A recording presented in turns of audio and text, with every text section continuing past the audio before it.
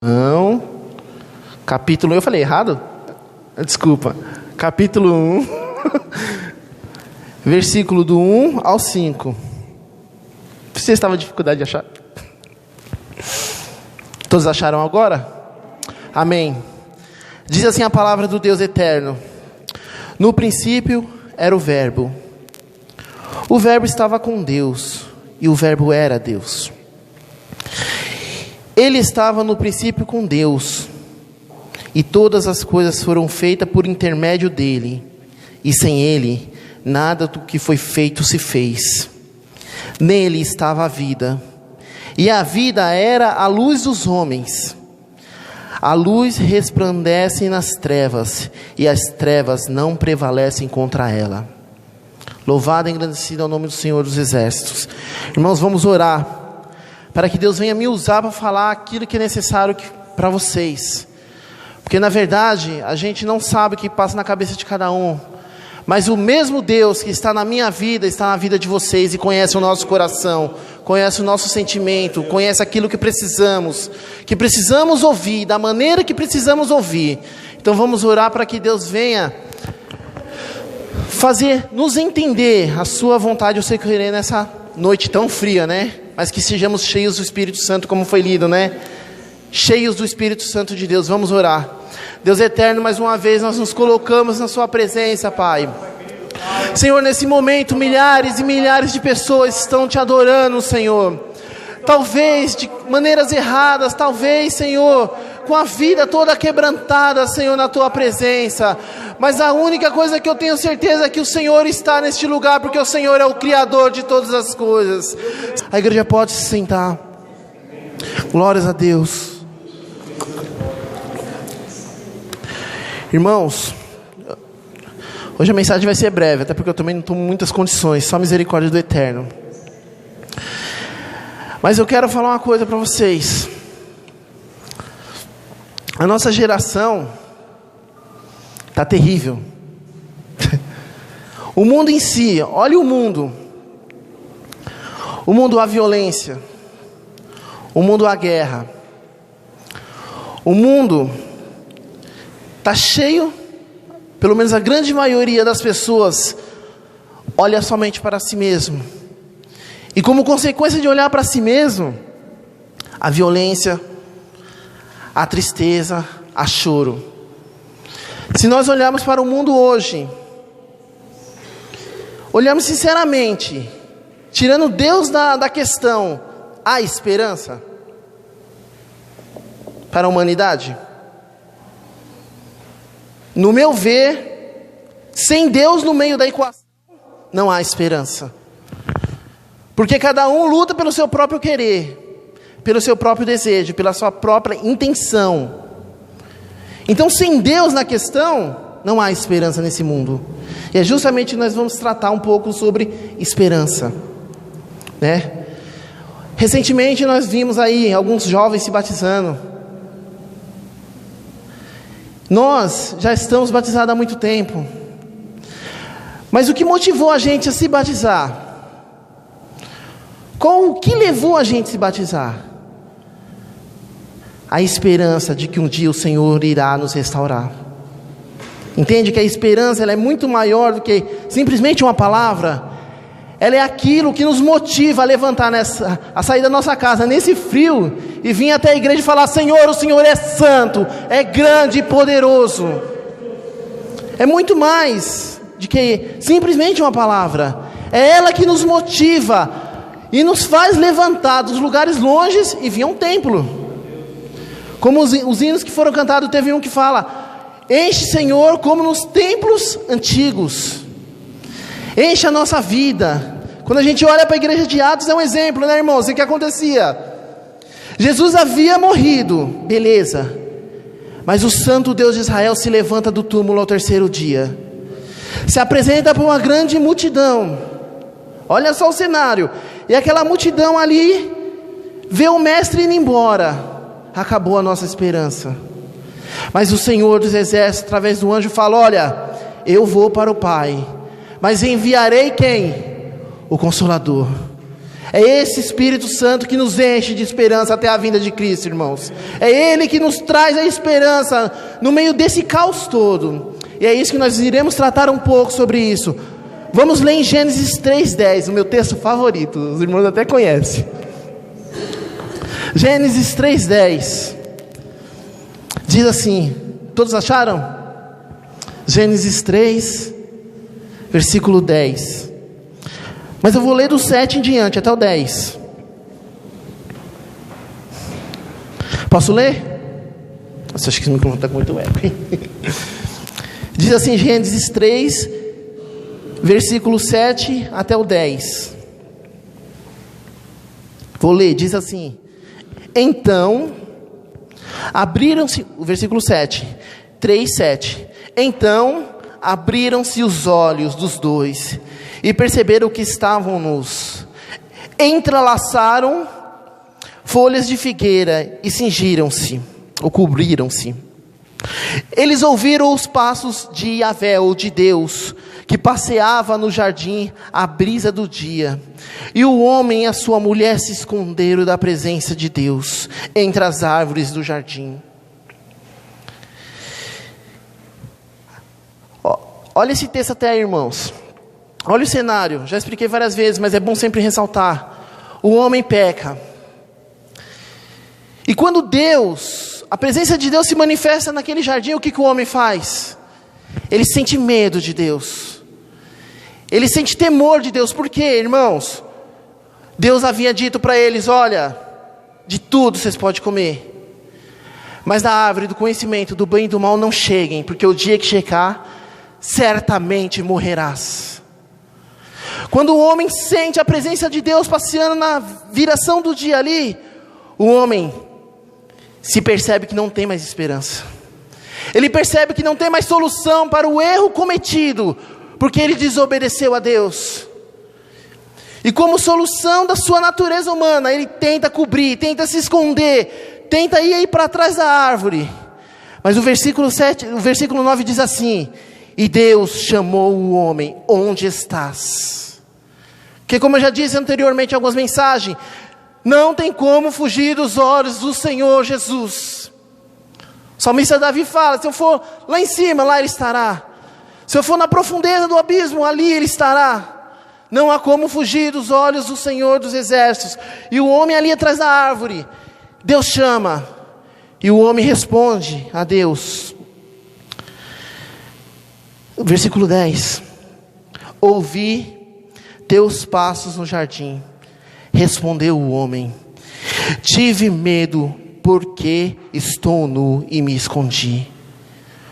Olha só a situação. O homem, ele percebe que ele está nu por causa da desobediência. Ele pecou, ele comeu, ele errou. Não havia esperança para ele. Não havia mais solução. Ele tinha que morrer, de fato, como a gente morre.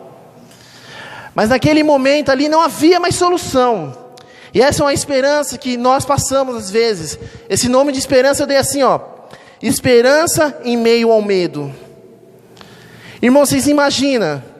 Quem já foi filho aqui sabe, todo mundo, né? Quando o pai vai corrigir o filho, o que a gente como filho, qual reação a gente tem? Medo. Sabemos que erramos. Sabemos que fizemos a coisa errada, traçamos o caminho errado, mas na hora que vem a correção temos medo de ser corrigido.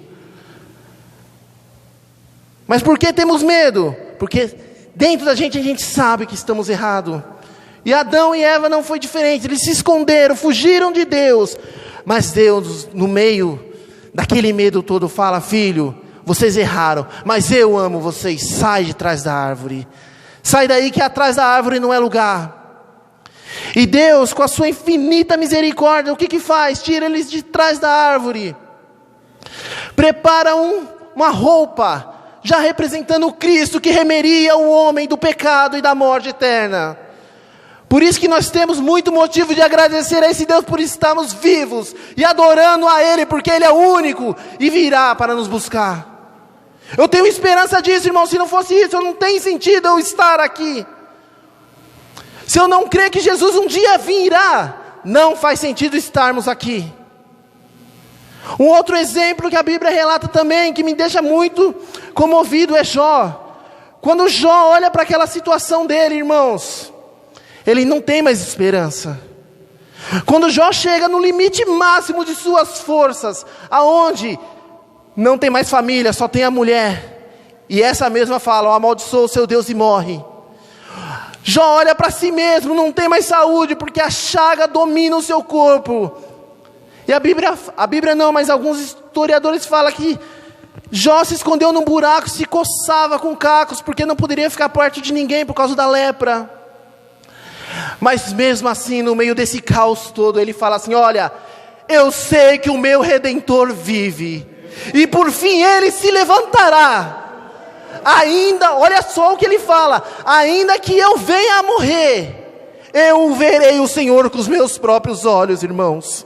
Então a esperança, ela vem sendo passada desde o Éden, passou por Jó, e Jó demonstra isso, falando: olha, não me interessa, ainda que eu morrer, o meu Redentor se levantará sobre as nuvens do céu, irmãos.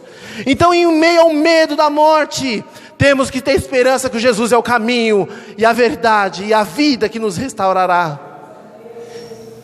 Em meio à morte, temos que ter essa certeza. Um outro exemplo que eu posso citar: o ladrão da cruz, irmãos. Qual que era a situação daquele ladrão? Os dois ladrões ali, eles mereciam estar morrendo. Eles mereciam, porque eles pecaram, eles erraram, eles tropeçaram no caminho. Aquela condenação deles era justa. E ao meio estava Cristo Jesus, aquele que nunca pecou, mas como prova cedeu a sua vida para a restauração do homem caído. E um dos ladrões fala assim: olha, se tu é rei, tira-nos daqui. E o outro olha para esse outro ladrão e fala: olha, nós merecemos estar aqui. Precisamos reconhecer que somos pecadores e dependemos dele. Porque aquele ladrão que falou: olha, nós merecemos, mas esse é justo, ele não merece estar aqui. E Jesus, com seu olhar de amor e misericórdia, fala: filho, ainda hoje estarás comigo no paraíso. Ele está aguardando no seio da terra, mas vocês podem ter certeza, irmãos, que aquele ladrão, a quem Jesus falou isso, se levantará quando Cristo aparecer entre as nuvens do céu. Então, em meio ao medo, temos que ter esperança em Cristo Jesus. Porque em meio ao medo, irmãos, a gente às vezes confia nas nossas próprias forças. Em meio ao medo, a gente tenta usar artifícios para superar o medo. Mas o único que é capaz de nos dar a solução se chama Cristo Jesus. E os irmãos abrem em outro texto agora, vamos ler João 8:11. Um outro tipo de esperança. João 8:11 diz assim: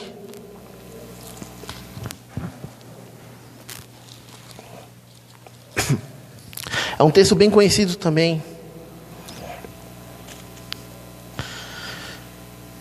Vou ler do 10. Então, João 8:10. Então, erguendo-se Jesus, lhe disse: mulher, onde estão eles? Ninguém te condenou? Disse ela: ninguém, Senhor. Disse então Jesus: nem eu te condeno, vai, e de agora em diante não peques mais. Nós já vimos um tipo de esperança em meio ao medo. E essa outra esperança que eu vou falar é em meio às acusações. Irmãos, o contexto dessa mulher é interessante, porque ela merecia estar na situação que estava? Merecia, porque ela foi pega em adultério, e a condenação para o adúltero naquela época era a morte. Ela era a morte, não tinha para onde correr. A lei dizia: pecou, tem que morrer, traiu, tem que morrer, não tem para onde escapar. E os religiosos daquela época, os sábios daquela época, quiseram fazer uma armadilha para Jesus, quiseram pegar Jesus. Bom, se Jesus condena, a gente pega ele. Se liberta, a gente pega ele. Mas Jesus, conhecedor do coração humano, daquela pessoa, daquelas pessoas, foi muito sábio, irmãos. E aqueles mestres, aqueles doutores chegaram até Jesus e falaram: mestre, olha só, essa mulher pecou. O que a gente faz? Jesus simplesmente abaixa e começa a escrever. E todo mundo fica quieto. E Jesus escrevendo. E eles interrogam Jesus de novo: mestre, o que a gente vai fazer com essa mulher? Segundo a lei de Moisés, ela tem que morrer. Jesus para de escrever, olha para toda aquela multidão e fala aquela famosa frase: quem não tiver pecado, atire a primeira pedra. Fala a frase, abaixa e começa a escrever novamente. E aquela grande multidão, a qual estava acusando aquela mulher, se depara com seus próprios pecados. A consciência de cada um, por si só já acusou. E a Bíblia fala que cada um foi indo e saindo dali, até ficar somente Jesus e aquela mulher. Ela estava sendo acusada, sim, por um erro. Ela não tinha esperança perante a lei. Ela não tinha salvação, irmãos, era a condenação certa. Se Jesus não tivesse ali, aquela mulher tinha morrido e não estaria nessa história. Mas o grande rei, o grande Senhor estava lá, demonstrando que o ato de escrever, ele estava falando: olha, eu escrevo a história do ser humano novamente. Vocês são homens, vocês podem acusar, mas eu escrevo uma nova história para o homem. Jesus está demonstrando isso nesse contexto, está falando: olha, o homem pode te julgar, pode te acusar, pode jogar as pedras, mas quem dá a última palavra é o Senhor dos exércitos. Irmãos, isso está na Bíblia. Se você olhar os livros antigos, está falando isso. Do coração do homem aos planos, mas quem dá a última palavra é o Senhor dos exércitos. Então temos que ter esperança, irmãos, mesmo sendo acusado. Tem outros textos, apóstolo Pedro, não foi um também? O que ele fala? Jesus, eu nunca te negarei.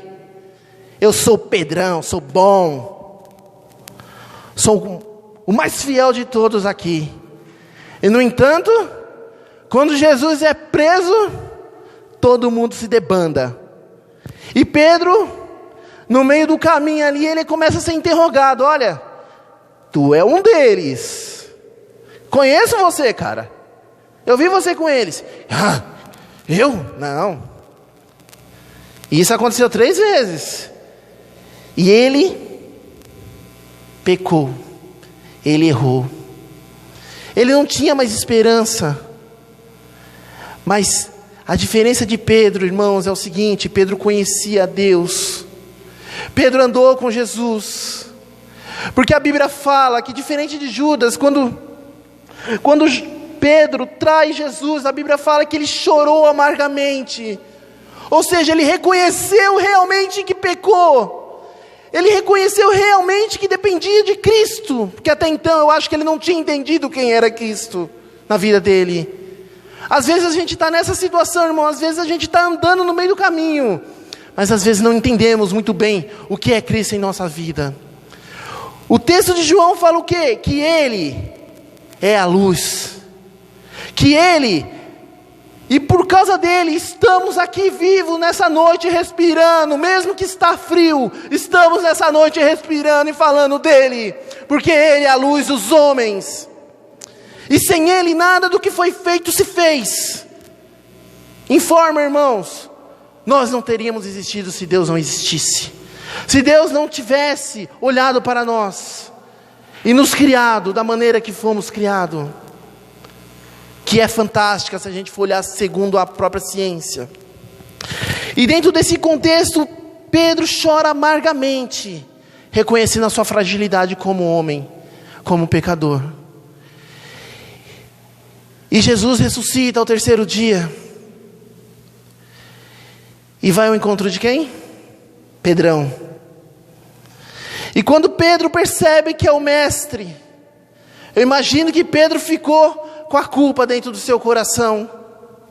Eu imagino que Pedro falou: olha, agora não tem mais chance, eu errei. Mestre, eu pequei contra você. Eu falei que eu nunca ia te trair. A consciência de Pedro talvez acusou ele. Eu falei que nunca iria te trair, mas pequei, errei, mestre. E Jesus novamente, como demonstrando que é Ele que escreve a história humana, Ele fala: Pedro, tu me amas? Pedro, tu me amas? Pedro, tu me amas? Precisou Jesus falar 3 vezes para Pedro entender que ele amava Jesus de verdade. Porque só na 3ª vez Pedro para e pensa: ó Senhor, tu sabes o quanto eu te amo. E hoje nós vemos o Pedro como um grande herói da fé. Porque em meio às acusações, não só acusações daqueles que apontaram falando: ó, você é um deles, mas a acusação da própria consciência de Pedro o acusava. Para Pedro não havia mais esperança, irmãos. Para Pedro não havia mais solução. Ele pecou contra Deus.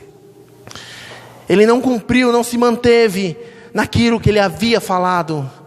Mas Jesus amou de tal maneira que o perdoou, o restaurou e fez dele um homem de ir até a morte, e morte de cruz, irmãos.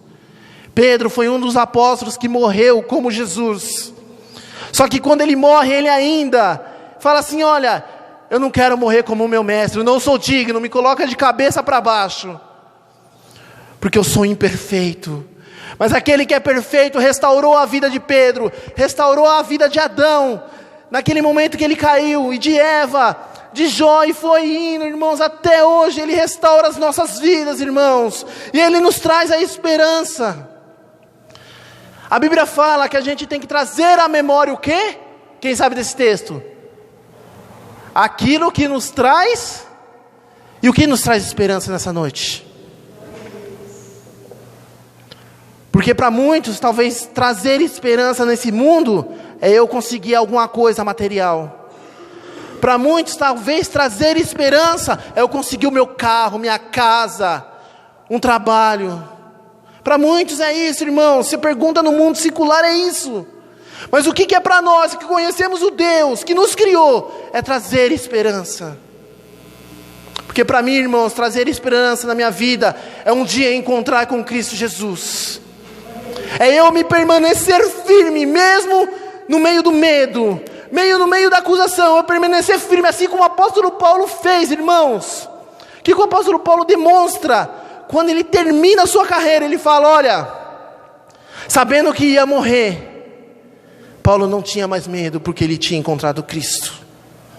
Sabendo que ele havia de morrer, não interessava o que acusavam, ele havia encontrado o Redentor, o Salvador da vida dele. E ele fala aquela famosa frase lá: olha, combati o bom combate, guardei a carreira, guardei a fé. Olha a certeza de Paulo, olha a esperança de Paulo, irmãos. Desde agora estou esperando a coroa que o meu justo juiz me dará na sua vinda. Temos esperado a coroa, irmãos?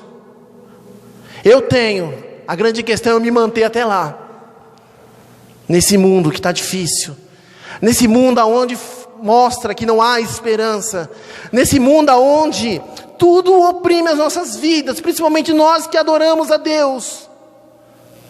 Não é fácil, irmãos, adorar a Deus nesse mundo circularizado do jeito que está, mas temos que ter esperança, irmãos, que Cristo está voltando. Cristo está voltando, e isso tem que ser falado, porque Cristo está voltando. Se eu morrer hoje, Cristo voltou para mim. A hora de morrer ninguém sabe, quando nós sairemos deste mundo. Essa que é a verdade. Mas como está a sua fé? Como está a sua esperança? Como está a sua situação perante Deus? Será que realmente você está motivado a olhar para Cristo? Se não está, Cristo renova, Cristo escreve novamente, Cristo restaura as estruturas abaladas pelo mundo. Deus traz a esperança àquilo que se perdeu no meio do caminho. E mais uma esperança, irmãos, está no livro de Marcos. Marcos capítulo 10, também é um texto muito conhecido. Marcos, capítulo 10, 48.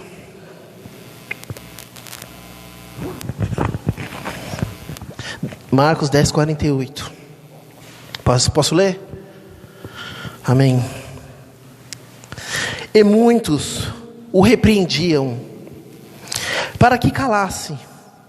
Ele, porém, gritava mais ainda: Filho de Davi, tem compaixão de mim. Amém. Que esperança esse texto me mostra, irmãos. Esperança em meio à oposição. Irmãos, esse jovem é um dos textos a qual é demonstrado o quão grande é o nosso Deus. O quão grande é o Deus que demonstra, no meio do medo, no meio das acusações e no meio das opressões, que Ele responde, que Ele escuta, que Ele está de ouvidos atentos ao nosso clamor, irmãos. Esse jovem era cego, por sinal enxergou muito mais do que todos os religiosos da época.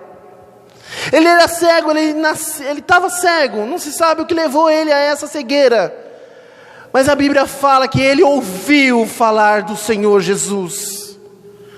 Irmãos, esse jovem, eu não sei se ele era judeu, eu só sei que a Bíblia relata que ele ouviu falar de Jesus. E o que talvez ele ouviu, irmãos? Que Jesus havia curado cegos, que Jesus havia curado paralíticos, que Jesus havia ressuscitado Lázaro, que havia morrido.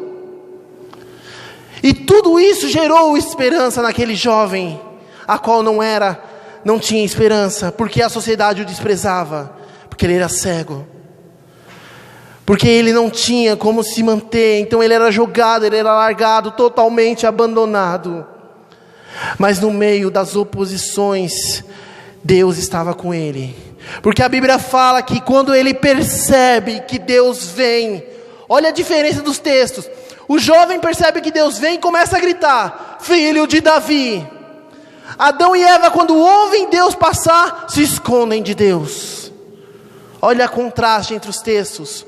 Um, por medo do erro, não acredita que tem mais esperança, e o outro, totalmente largado e jogado, ouve falar de Jesus e tem esperança a tal ponto que começa a gritar: Filho de Davi, tem misericórdia de mim. Irmãos, tem hora que temos que gritar para Cristo, tem horas que temos que falar: Jesus, me ajuda, porque eu não aguento mais. Porque tem horas que parece que a gente está morrendo, e o pior é que estamos morrendo dentro da igreja, aonde a palavra é falada, aonde tudo é mencionado, aonde é ensinado, e muitas das vezes estamos mortos dentro da igreja. Não é à toa que a Bíblia fala: deixa os seus mortos enterrar seus mortos, porque às vezes estamos com a aparência de vivo, estamos mortos. Apocalipse fala isso: tens a aparência de que vives, mas está morto. E aquele jovem ali começa a gritar: Filho de Davi, tem misericórdia de mim. E o que acontece logo em seguida? Se levanta a oposição, se levanta os opositores. Fica quieto aí, ele não vai te escutar, está muito longe. Às vezes, irmãos, estamos orando, buscando, e o inimigo se levanta para nos tirar da presença do Senhor. Permaneça firme, porque o Senhor ouve a nossa oração, ouve o teu clamor. Para Ele não há distância, irmãos. Para Jesus não há distância. A Bíblia fala que quando Daniel orava, demorou um certo tempo para que Deus respondesse a Daniel. Por quê? Porque se colocou o príncipe da Pérsia, os opositores, as pessoas que se opuseram à oração de Daniel. Mas a Bíblia fala também que o Senhor ouviu desde o primeiro momento que Daniel clamou. E Deus ouve a nossa oração em secreto, ouve a nossa oração aonde nós estivermos, irmãos, porque Deus é o Deus da restauração e da esperança. Ele é que nos dá esperança, irmãos. Por isso que eu fiz a pergunta: nesse mundo não há esperança sem Cristo. Porque a esperança do mundo, sabe o que é? É eu ter alguma coisa neste mundo. A esperança do mundo é eu ter casa, eu ter carro, eu ter tudo isso. Não é isso que as religiões infelizmente estão dando? Estão tentando pelo menos passar. Aceita Jesus que você entrou hoje, eu vou usar eu de exemplo, entrei de bicicleta, vou sair com um carrão, ó. A hora que eu descer lá embaixo, está lá na porta. Infelizmente as igrejas estão ensinando isso, irmãos. Mas Jesus, ele é claro e disse: não ajunteis tesouro na terra. Não ajunteis tesouro neste mundo, porque neste mundo a traça e a ferrugem consome. Em outras palavras, Jesus está dizendo: olha, de nada vale você ajuntar tesouro aqui, não tem esperança. Porque se você ajuntar aqui você vai ficar com eles. Mas olhe para Cristo, para o seu Pai, porque é Ele que nos traz a esperança verdadeira. É Ele que nos restaura, irmãos. Já estou acabando, falei que ia ser rápido hoje. Eu vou ler uma pequena história para nós orarmos, para ressaltar um pouco o que eu falei. Preste atenção nessa história, é legal. O pai é uma ilustração de um ritual que um menino precisa passar em uma tribo para se tornar homem. E a ilustração diz assim: olha, o pai conduz o filho pela floresta. Ou seja, um pai pega o menino e sai pela floresta sombria no final da tarde. Sobe a montanha com ele, venda-lhe os olhos e o deixa sozinho. Olha a cena. Pega aquele jovem, um menino, coloca uma venda e leva para a floresta sombria e deixa ele sozinho. O menino se assenta e passa a noite sozinho, na mais absoluta escuridão, de olho fechado e com venda. Se quiser ser aprovado, ele não pode remover a venda até o dia amanhecer. Isso era a regra desse ritual. Tipo, pega o jovem, por exemplo, o Samuel já está grandinho, eu pego o Samuel, vendo ele e levo para a montanha e largo ele lá. Ele não pode remover a venda de maneira nenhuma, porque senão ele não é aprovado. Até o dia amanhecer, ele não pode tirar aquela venda. Também não pode chorar, nem gritar por socorro. Traduzindo, a coisa está feia. Se largar uma criança no meio de uma montanha onde tem bicho, tem animal, a coisa está feia. Mas vamos lá. Se ele aguentar a noite toda, será considerado um homem. E, como os outros que vieram antes dele, não poderá contar as suas experiências aos próximos candidatos. Ou seja, quem viveu aquela experiência é só dele. Não pode passar para os próximos. Porque cada um deve tornar-se homem do seu próprio modo, enfrentando o medo do desconhecido. Ele naturalmente está amedrontado. Irmãos, a reação humana, eu acho que é isso mesmo, porque se pega a gente, joga num lugar deserto e aparecem as coisas uivando lá, e eu mesmo saía correndo. É a nossa natureza humana, a gente tem medo de tudo. A gente tem medo às vezes do que a gente vê. Imagina o que a gente não vê. Quem aqui já passou por experiência, tipo, você está andando num lugar, de repente um barulho acontece do nada. Eu mesmo já dei pinote várias vezes por causa disso. Porque isso está enraizado na nossa natureza, irmãos. Então vocês imaginam esse jovem, estava lá, sem o pai, sozinho, no meio de uma montanha, onde pode ter bicho e tudo demais. A coisa estava feia, como eu já disse. O seu medo o faz ouvir todas espécie de barulho. Medo faz isso mesmo. Animais selvagens podem estar por perto. Talvez índios de uma tribo adversária o encontrem e o matem. Os insetos vão atormentá-lo. As cobras lhe causar terror. Ele está com frio, com fome e com sede. O vento sopra e até o solo parece se mexer. Tudo lhe parece ameaçador, mas ele não remove a venda. Tudo acontece com aquele jovem por causa do medo. O medo aflora, então ele vê coisas, ouve coisas que não está nem acontecendo talvez, mas por causa do medo dele veio acontecer na sua mente. Mas ele não remove a venda. Segundo Xerox, acho que é o nome dessa tribo aqui, esse é o único modo dele se tornar um homem. É o rito de passagem da infância à fase adulta. Finalmente, após a noite horrível, o sol aparece e o menino pode remover a venda. E o que vocês acham, irmãos, que ele vê quando ele remove a venda? Quem poderia dar uma sugestão? Diga aí. Hã? Fala alto.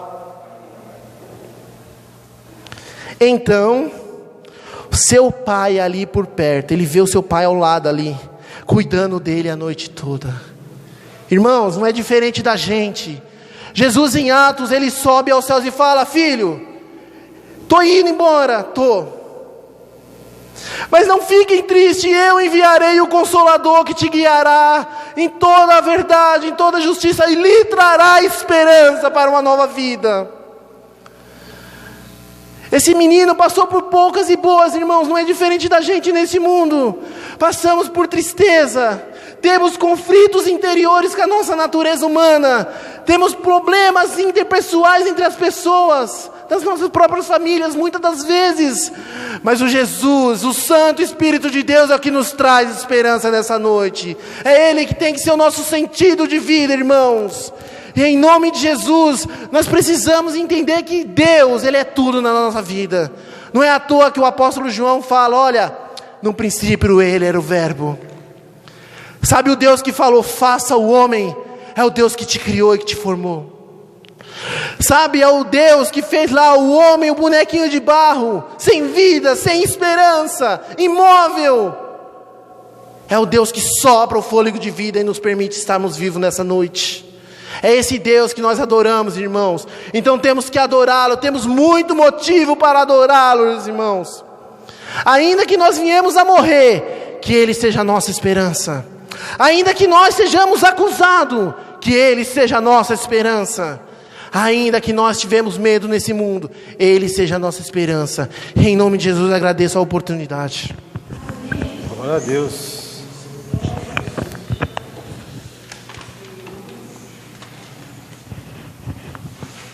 Agora se chama com o presidente Roberto aqui na frente. A palavra, eu creio, que falou conosco nessa noite